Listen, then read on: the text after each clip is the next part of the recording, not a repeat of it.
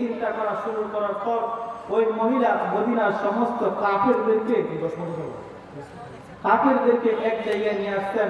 কাফেরদেরকে এক জায়গায় রাখার পর সমস্ত কাফের লিডারদেরকে বলতেছেন, ও কাফেররা, তোমরা এই দিকে তাকায়া দেখো, খাব্বাব কিন্তু মুসলমান ধর্ম গ্রহণ করে ফেলেছে। এই খাব্বাবকে আমরা কেমন ভাবে ফিরাবো? এই কথা যখন বইলা ফলাইলো, মদিনার সমস্ত বড় বড় কাফের লিডাররা এক জায়গায় হয়ে গেছে।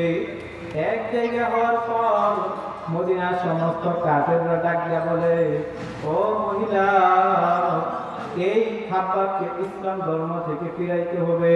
কেমন করে ফিরানো যায় এটা তো আমরা জানি না। এই চিন্তা করার পর সমস্ত কাফেররা এক জায়গার মধ্যে বসে পড়লো।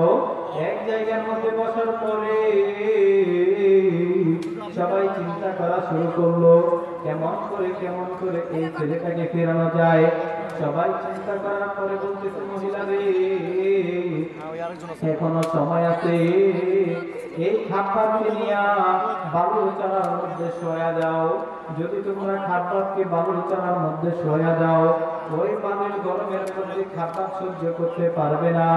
না সহ্য করতে পাইরা হয়তো ইসলাম ধর্ম ছাইরা দিয়ে আমাদের ধর্মের মধ্যে আবার ফিরে আসবে।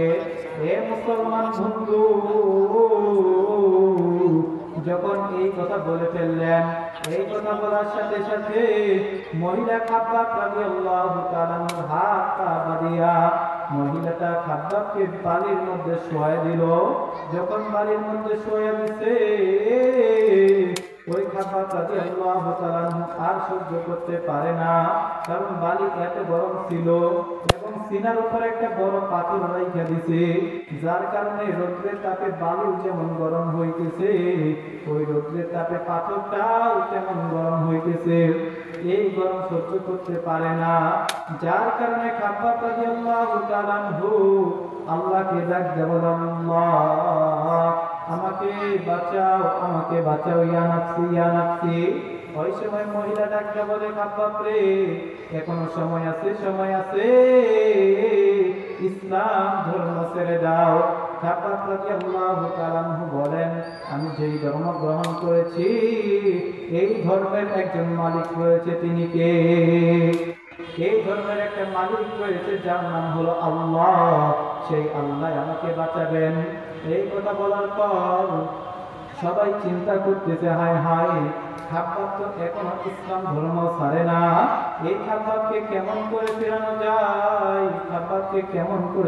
যায়?